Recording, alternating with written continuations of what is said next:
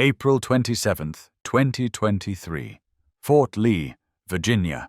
Lieutenant General Arthur Gregg, 94 years old, stood before a crowd of thousands at the base where he had once been forbidden to enter the officers' club because of the color of his skin. The massive installation that had borne the name of Confederate General Robert E. Lee for 106 years was being renamed in his honor. Fort Gregg-Adams, the first military base in American history named for African Americans, the first time since 1900 that a fort had been named for someone still living. Arthur Gregg had achieved something unprecedented.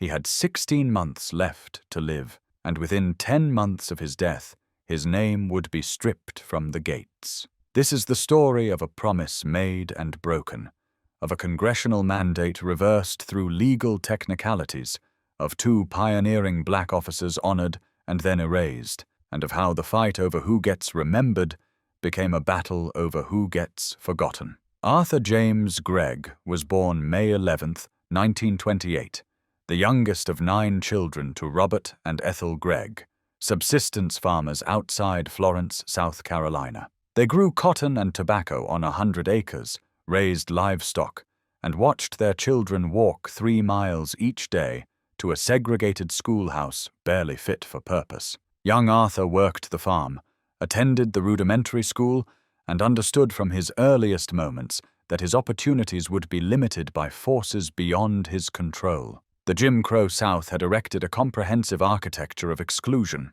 separate schools, separate water fountains, separate entrances. Black children in South Carolina received textbooks only after white schools had finished with them. They attended schools without proper heating or adequate materials, taught by teachers paid a fraction of what their white counterparts earned. Arthur Gregg absorbed these realities without bitterness, maintaining what he would later call a focus on possibilities rather than limitations. But the limitations were everywhere. In 1946, at age 17, Arthur Gregg enlisted in the United States Army, not because the military had proven itself a bastion of equality, but because he saw a path forward, however narrow. He enlisted into a segregated force, one that maintained separate black units commanded primarily by white officers, one that trained black soldiers to fight for a country that refused them basic dignity at home. But the Army offered structure,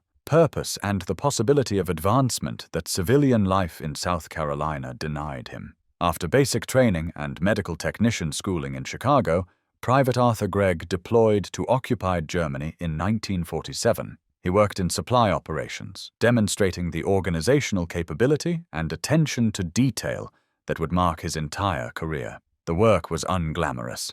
Logistics never earned the glory of combat arms, but Gregg understood something fundamental. Armies run on supply chains. Wars are won by those who can feed, equip, and sustain their forces. He found his calling in the Quartermaster Corps, mastering the complex systems that kept military operations functioning. On July 26, 1948, President Harry Truman signed Executive Order 9981, mandating military desegregation. On paper, a watershed moment. In practice, implementation moved at a glacial pace, particularly at southern installations where local commanders simply refused to comply. In 1949, Arthur Gregg applied to Officer Candidate School. He excelled, earning his commission as a second lieutenant in 1950. His first assignment took him to Fort Lee, Virginia. The base had been named for Robert E. Lee in 1917, honoring the commanding general of Confederate forces who had fought to preserve slavery. Fort Lee in 1950 maintained 2 officers' clubs, one for white officers, one for black officers. President Truman's executive order existed. The reality on the ground ignored it.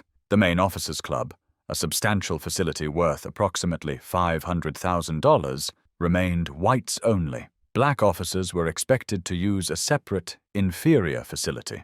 Arthur Gregg, a commissioned officer in the United States Army, was forbidden from entering the primary officers' club on his own base. The post commander operated in open defiance of the desegregation order. A July 27, 1951 article in the Arizona Sun detailed the situation, reporting that the commander was spending taxpayer money, $60,000, to construct a colored officers' club, specifically to avoid integrating the main facility. The project was eventually cancelled under pressure, but the damage was done. The message was clear: black officers, regardless of their rank or service, were not welcome. In a 1981 Washington Post interview, Arthur Gregg reflected on those years. "What annoyed me most was not being permitted in the officers' club, not the separate facilities, not the inferior treatment. The specific indignity of being barred from a space that should have been his by right of commission. He was an officer. He had earned his rank through the same training, met the same standards, sworn the same oath, yet the door remained closed." Arthur Gregg stayed at Fort Lee as an instructor at the Quartermaster Leadership School, eventually becoming the school's operations officer. He could have grown bitter. Many did. The injustice was comprehensive, systematic, deliberate. But Gregg maintained his focus on possibilities. Full integration of Fort Lee's facilities wasn't completed until 1954, 4 years after his arrival. Arthur Gregg could finally walk through the doors of the main officers' club. He had been forced to wait 4 years for rights that should have been immediate. Arthur Gregg's career took him across the world. Quartermaster units in South Korea, Japan, and Germany. Advanced training stateside. In 1964, while stationed at Fort Riley, Kansas, he completed his bachelor's degree in business administration at Benedictine College through the Bootstrappers Program, a government initiative allowing military officers to finish their education. He graduated summa cum laude, academic excellence added to operational competence. In 1966, Lieutenant Colonel Arthur Gregg received orders for Vietnam, commanding the 96th Quartermaster Direct Support Battalion at Cam Ranh Bay, one of the largest logistics battalions in country with 3,600 soldiers. The unit was, in his words, short on men and equipment and obviously not ready for deployment. He had 1 month to make it combat ready. His officers and engineers worked around the clock. 30 days later, the 96th deployed to Vietnam fully prepared. At Cam Ranh Bay, Gregg's battalion transformed a relatively small port into the Army's largest supply depot in Vietnam, a critical node in the theater logistics network. His team reorganized a broken tactical supply system, dramatically improving speed and responsiveness. He received the Meritorious Unit Citation for the battalion's performance. The Vietnam assignment proved pivotal. Senior leaders took notice. A black officer had commanded one of the most complex logistics operations in the war and had excelled. After Vietnam, Arthur Gregg attended the Army War College, the institution that prepares senior officers for strategic leadership. Then came another tour in Germany. In 1972, he became a brigadier general, taking command of the Army Air Force Exchange System Europe in Munich. In 1976, Major General. In 1977, Lieutenant General, appointed Director for Logistics for the Joint Chiefs of Staff at the Pentagon. Lieutenant General Arthur J. Gregg had become the first African American in Army history to achieve 3-star rank, the first black officer to reach that level in the Quartermaster Corps, the highest-ranking minority general in the entire United States military at that time. His responsibilities encompassed logistics for all branches of service, overseeing supply operations globally. On August 31, 1981, he retired after 35 years of service. His retirement ceremony was held at Fort Lee, at the Officers' Club, the same facility that had barred him 31 years earlier. Arthur Gregg's post-military life continued his pattern of service. He held leadership positions at Cox Cable and American Coastal Industries, applying his expertise in logistics and strategic management to corporate environments. He served on corporate boards, providing governance oversight. Excelsior University, where he had chaired the Board of Trustees from 1998 to 2004, created the annual Arthur J. Gregg Award for outstanding graduates serving on active duty. In 2015, the United States Army established the Lieutenant General Arthur J. Gregg Sustainment Leadership Award, recognizing excellence in military logistics. In 2024, at age 96, Benedictine College awarded him an honorary Doctor of Humane Letters degree. The recognition that would define his legacy began in May 2020 after George Floyd's death sparked nationwide protests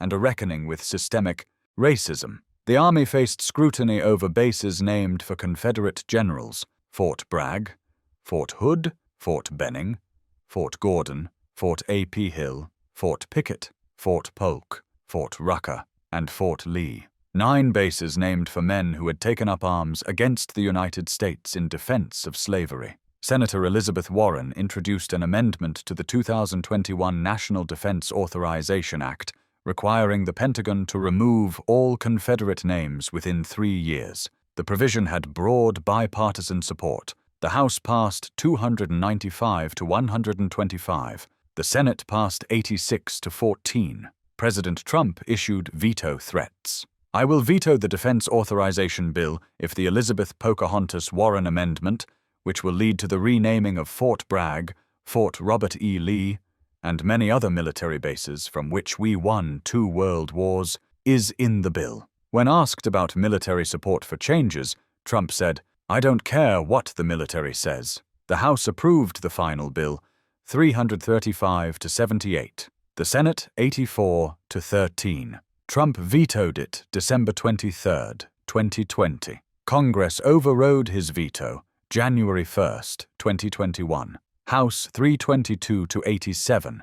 Senate 81 to 13. For the first time in Trump's presidency, Congress had overridden his veto. The Naming Commission was established. The commission began work in early 2021, chaired by former Admiral Michelle Howard and vice-chaired by retired Brigadier General Ty Seidel. The panel conducted extensive research, held public hearings, consulted with local communities, veterans organizations, and military historians. For Fort Lee, the commission deliberated carefully. The base served as the home of Army sustainment, training 25,000 quartermasters annually. Its mission centered on logistics and supply operations. The commission sought namesakes whose service reflected those values. On August 8, 2022, the Naming Commission submitted its recommendation. Fort Gregg-Adams, honoring Lieutenant General Arthur J. Gregg and Lieutenant Colonel Charity Adams.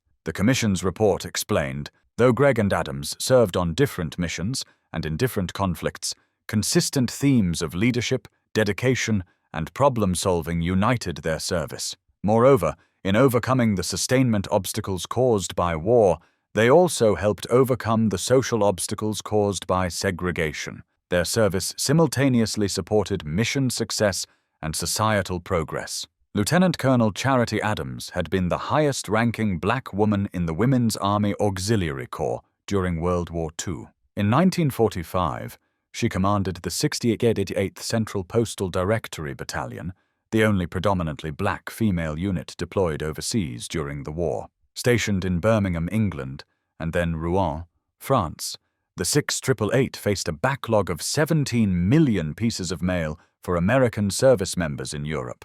Mail was piling up in warehouses, undelivered for months or even years. Morale was suffering. The unit was given 6 months to clear the backlog. They finished in 3 months. Working around the clock in shifts, processing up to 200,000 pieces of mail per day, they tracked down service members who had been transferred, wounded, or killed. They reunited soldiers with letters from home, photographs from loved ones, packages that had been sitting undelivered. Their work maintained morale for troops and families during the final year of the war. After the war, Charity Adams was largely forgotten, her unit's accomplishments erased from official histories for decades. Secretary of Defense Lloyd Austin accepted the recommendations October 6, 2022.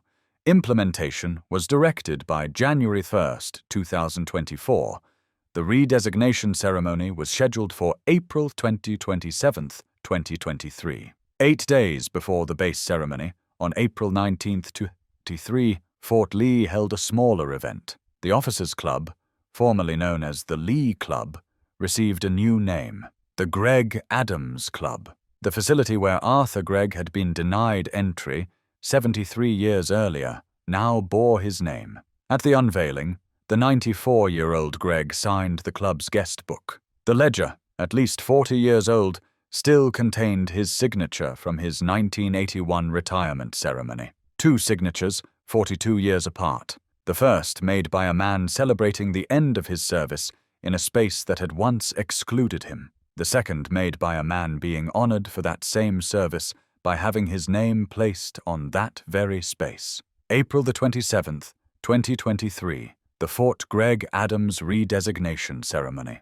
Thousands attended. Major General Mark Simmerly, Commanding General of the U.S. Army Combined Arms Support Command, presided. Army Chief of Staff General James McConville spoke. New signs displaying Fort Gregg-Adams were unveiled. The base had a new identity. Arthur Gregg spoke briefly. He thanked his late wife Charlene, who had passed in 2006. He thanked his family. He thanked his mentors, particularly his platoon sergeant from basic training, whose teaching had served him throughout his career. He acknowledged the honor with characteristic humility. "I was very honored that they felt I was worthy," he said. "I was aware that there were a number of really outstanding people up for consideration. When the decision was made that the post would be redesignated Gregg-Adams, I was just overwhelmed." Stanley and Judith Early represented their mother, Charity Adams.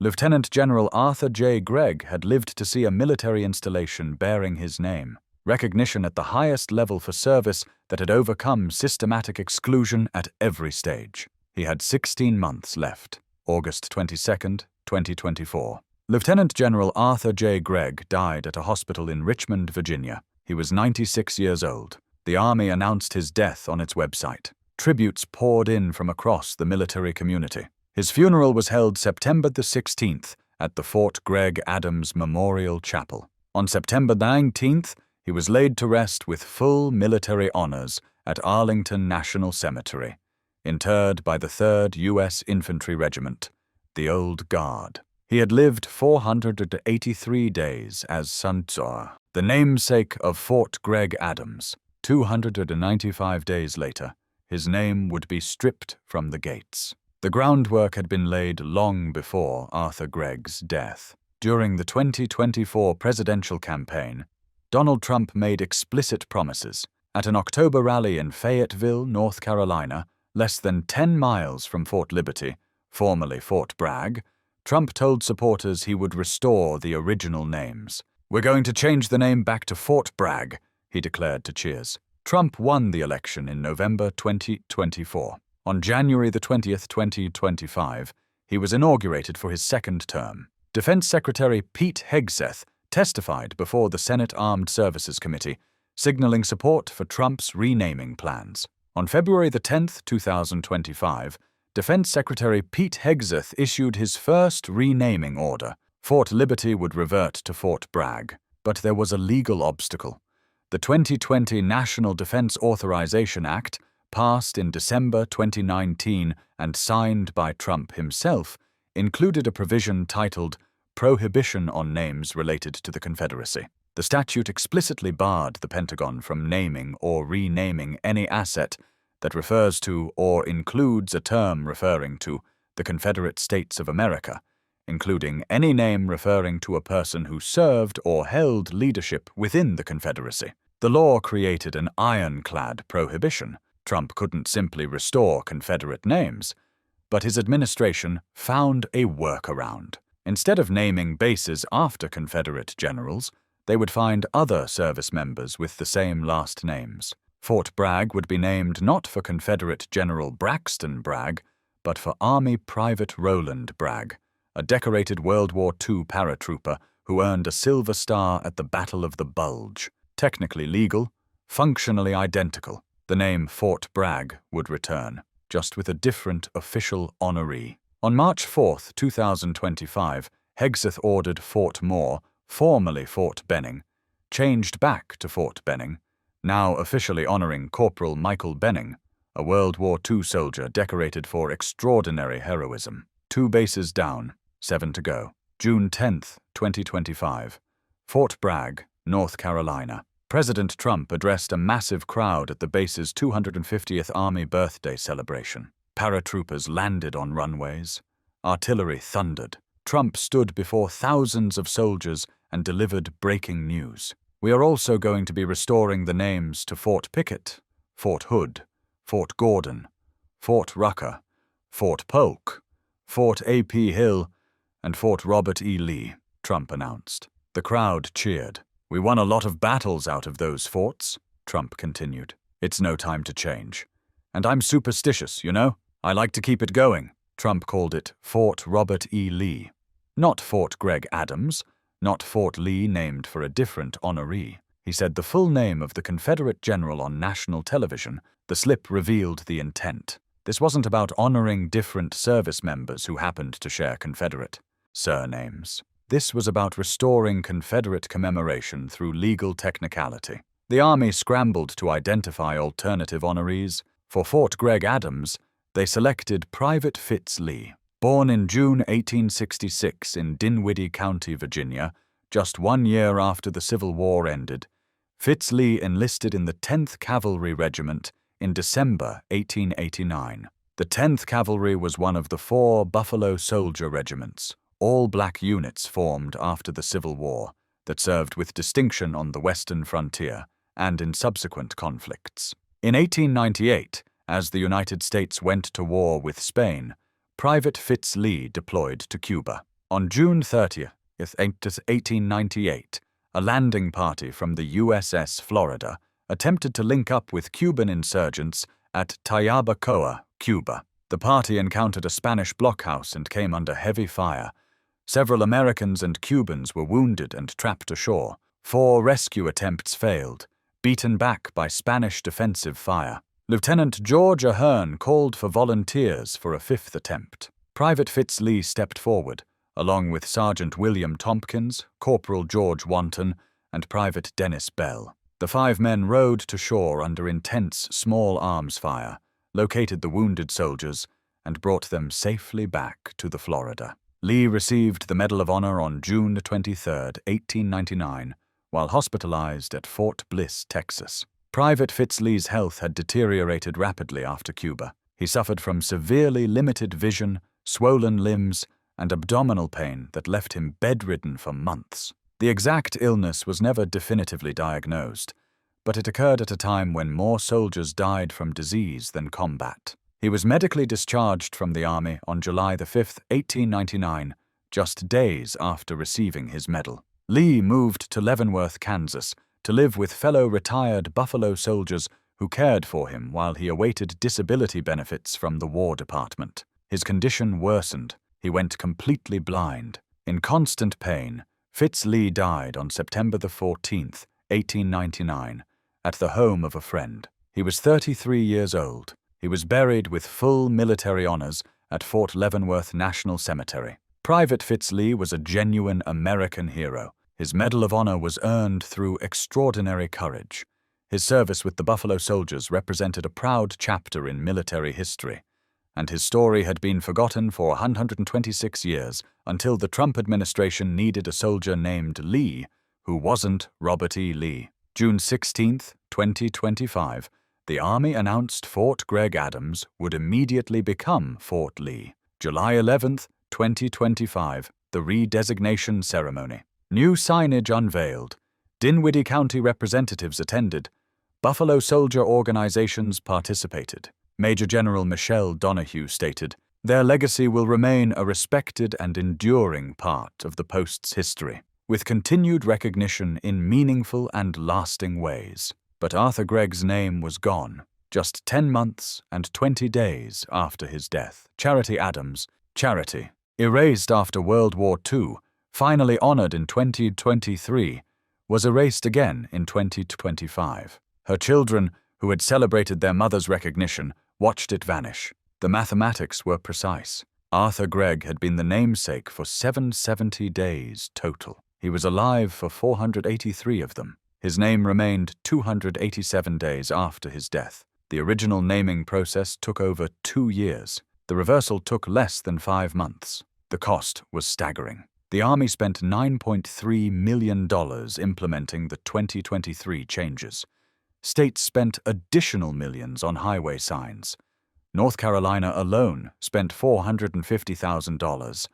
the reversals cost comparable amounts. A Senate staffer called the previous expenditure utterly wasted. The legal mechanism remains. The 2020 law prohibiting Confederate names is still in effect. The Pentagon cannot formally name bases after Confederates, but through alternative honorees, the administration achieved its goal. Fort Bragg is Fort Bragg again. Fort Lee is Fort Lee again. The gates display the same names. Mission accomplished through legal sleight of hand. Former Brigadier General Ty Seidel, the Naming Commission's vice chair, addressed this directly. What the law says is you can't commemorate Confederates. I think it breaks the spirit of the law, but I'm not sure that it breaks the law. During a Senate hearing, Senator Tim Kaine challenged Hegseth. So you don't challenge the worthiness of Lieutenant General Gregg or Lieutenant Colonel Adams?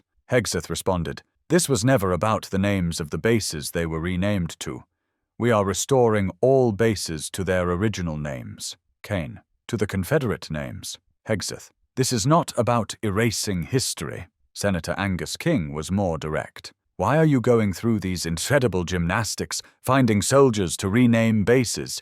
This is an insult." The cruelest irony lies in timing. In December 2023, Netflix released The 6888, starring Kerry Washington as Charity Adams, bringing her story to mainstream audiences. In April 2024, Speaker Mike Johnson presided over a ceremony awarding the Congressional Gold Medal to the 6888. "The entire 6888 are great American patriots, loyal to a nation that for far too long failed to return that favor," Johnson declared. 14 months later, the administration his party controlled stripped Charity Adams' name from Fort Gregg-Adams. Arthur Gregg's daughter released a statement after his death. "We are so proud of the incredible legacy he has impressed on the Army and for our nation. Our hearts ache for the loss of a wonderfully kind and loving father, grandfather, and friend." The family made no public statement about the 2025 reversal. At the July ceremony, Major General Donahue pledged, "Their stories will remain vital parts of this installation and our museum collections. We are committed to ensuring their legacies are preserved." Museum collections are not gates. Displays can be moved to back rooms, exhibits quietly retired. The name on the entrance sign is what lasts. That's what was taken. Arthur Gregg spent 35 years in the Army. He enlisted in a segregated military, earned his commission despite systematic discrimination, commanded one of the largest logistics battalions in Vietnam, became the first black 3-star general, retired as the highest-ranking minority officer. He lived long enough to see a base named in his honor. Then he died. 10 months later, that honor was revoked to restore a name chosen to commemorate the Confederacy. Charity Adams commanded the only black female unit deployed overseas in World War II, accomplished a mission deemed impossible in half the time, and was forgotten for 78 years. Recognized in 2023, erased in 2025. Private Fitz Lee earned the Medal of Honor, went blind from service-related illness, died in poverty at 33, buried forgotten for 126 years until needed as a legal technicality. 3 black service members, all genuine heroes, all used as pawns in a battle over Confederate commemoration. Fort Lee continues its mission, training 25,000 soldiers annually. But soldiers reporting there see the same name from before 2023. Fort Lee. They drive through Lee Gate. Travel on Lee Avenue. Some will learn about Private Fitz Lee, the Buffalo Soldier. Most will assume it honors Robert E. Lee, because that's who it honored for 106 years. The Gregg-Adams Club still exists for now. Buildings can be renamed more quietly than bases. This story is about who gets remembered and who gets forgotten, about which names deserve permanence and which can be erased on executive whim, about whether recognition, once given, can be trusted to last. Arthur Gregg earned every honor through excellence and perseverance. He had 483 days as the living namesake of Fort Gregg-Adams, then 287 days after his death. Then it was gone. Fort Lee stands today. Private Fitz Lee's name is on the gates, honoring a hero who deserved recognition 126 years ago. But the name Fort Lee means what it has always meant to most Americans. It honors Robert E. Lee, commander of Confederate forces. The legal technicality doesn't change that reality. Lieutenant General Arthur J. Gregg is buried at Arlington National Cemetery. His gravestone lists his rank, his service, his decorations. It does not mention that a military base was named for him. Perhaps that's fitting. Arthur Gregg never sought recognition. He focused on possibilities, not limitations. He believed the institution could change for the betterment of all who serve. He was right. The institution did change. It desegregated. It honored black service members with base names, but he was also wrong. He believed those changes would last. That progress would be permanent. That recognition, once given, would endure. He had 483 days to believe that. Fort Lee, Fort Gregg-Adams, Fort Lee again. The gates have changed twice in 28 months. Whether they will change again depends on future Congresses, future administrations, future judgments. For now, the answer is clear. In the battle between Confederate legacy and black military pioneers, Confederate legacy won through legal wordplay. Arthur Gregg rests at Arlington. His service is documented. His accomplishments stand. But the honor that made him unique, the base that bore his name while he lived, that lasted less than 800 days before being stripped away to restore a name that honored the Confederacy for more than a century. The spirit of the law said Confederate names must go. The letter said they couldn't return. The technicality said, find other service members. The result said Arthur Gregg and Charity Adams don't get to be remembered on the gates. That recognition was temporary. That honor was conditional. That justice was reversible. Fort Lee stands today, the name that honored Robert E. Lee for 106 years. The name that honored Arthur Gregg and Charity Adams for 770 days. The name that now, officially, honors Private Fitz Lee, resurrected as justification for erasure. Who gets remembered? Who gets forgotten? The answers keep changing. But the gates say Fort Lee, and most people who pass through them will believe they know exactly who that honors.